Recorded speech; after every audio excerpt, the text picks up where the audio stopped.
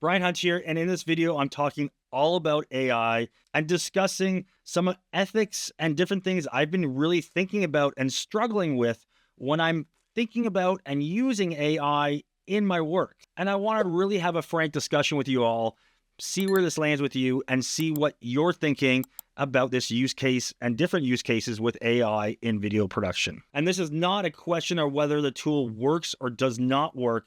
This is a question of values. When is using AI okay, and when does it cross the line?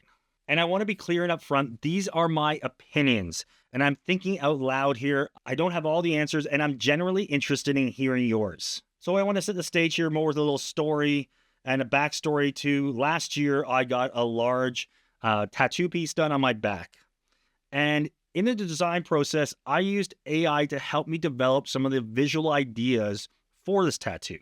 So I brought different elements together and generated some references with AI.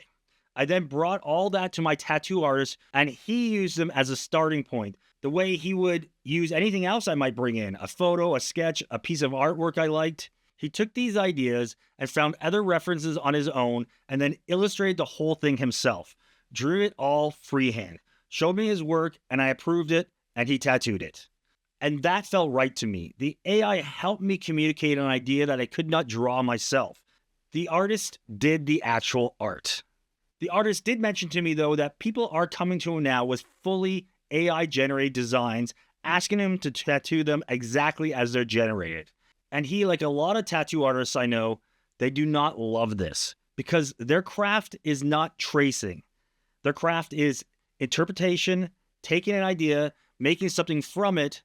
I'm not saying that it's wrong. I mean, people have been coming into tattoo shops for decades, picking something off the wall and saying, I want exactly that. But the reason for I'm giving this story, because it's a way to think about AI and how to use AI. And it really got me thinking where the line is between something being helping you, something using as a tool, and something just really taking away your creativity. So let me give you an example in video production where I've used AI and some questions around that. I had a drone shot in a project we were working on. It was a really flat, gray, boring day, and we didn't have the budget at the time to go back and reshoot when the light was good. So I used AI to replace the sky in the shot. I made it a clear day with some really nice light. It looked great. It's only on screen for a couple seconds, so you couldn't really tell in that time that it's AI. The client was happy, and the message got across. But this got me thinking, is this wrong? Am I deceiving? Is it a lie? I don't think so.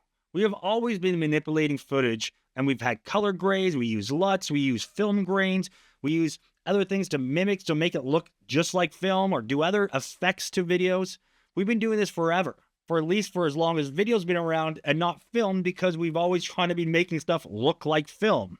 So for me, this felt okay. I wasn't doing something crazy radical. I wasn't adding buildings to the scene. I wasn't doing anything that. I was literally just changing the sky and where the light was coming from. But I'd really like to hear from you guys. What are your thoughts on doing stuff like this with AI? I mean, people have been doing sky replacements in video productions with After Effects now really easily with DaVinci Resolve for a long time now. But there is an area where I don't agree with AI being used at all. And I'm pretty firmly on the side of not using it for this. And that is when we're generating images and making them look like people without their permissions. We're doing things to purposely trick somebody. And we're seeing this stuff all the time now online. So many things we're seeing on Instagram, on YouTube, on other platforms is totally AI generated. And using people like Joe Rogan or Andrew Huberman and having them endorsing products for people to sell. These are being running as ads. And for me, they're pretty clearly AI, but they're hard to know. I just know from a lot of these other guys, they don't do these things. So these have to be AI for a lot of cases, these ads. It's really confusing. And I think that is deceiving people. That is lying with advertising. I really think there's got to be a way for people to report these. I'm sure there is a way for people to report these.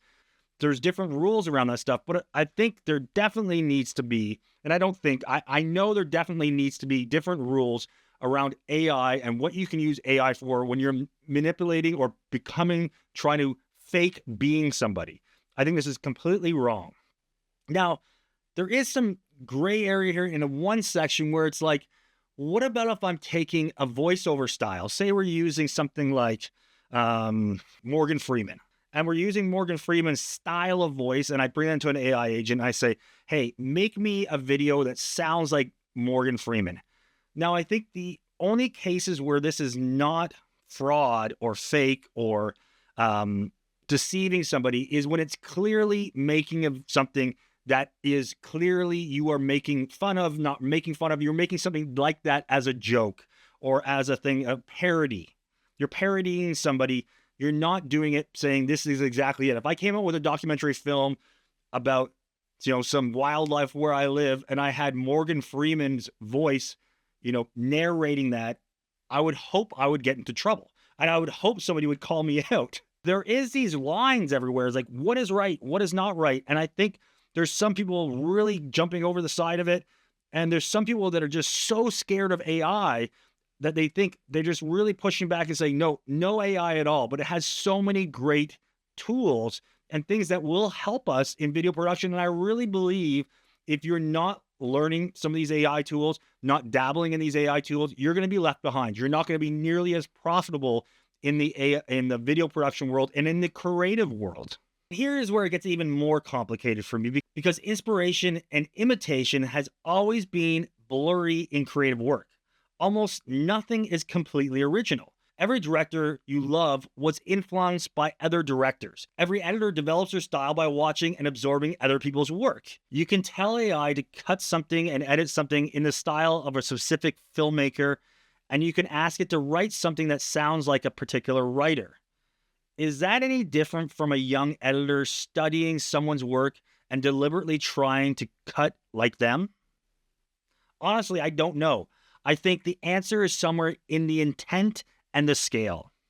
A person studying a style and being influenced by it is different than a tool that can reproduce that style instantly and at scale. But I'm not sure exactly where the line is. One place where I think AI image and video generation is clearly good is pitching and pre-visualization. Using AI to generate a visual storyboard to show a client how you are thinking about a shot or a scene, that is a powerful communication tool. It is not the final work. It's a way of showing your idea before you have the budget to execute it. I think this is a completely legitimate use, and it helps clients understand what they are approving. It helps directors communicate with their crew, and it speeds up the creative alignment process. No one is being deceived. Everyone understands what it is. For me, I'm going to keep thinking about this. I want to hear what you're thinking.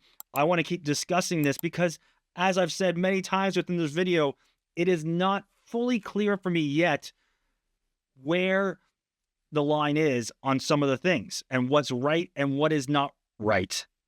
I really love to hear your thoughts on this. I do really believe that AI is not going to replace video production at all. It's not going to replace all editors. But if you're not using it and you're not starting to use it, you are going to fall behind in the sense that it's going to help productivity, it's going to help creativity, and it's going to help more ideas come out. I've already been using it for stuff like that, and it's been a massive help for me. So guys, really, I'd love to hear what you're thinking. Let's keep this discussion going. Maybe I make a follow-up video to this. Maybe I can talk with somebody else who's a creator online. We do a bit of a podcast style thing. I'd love to do some more content like this, and let's keep this discussion going. We'll see you on the next one.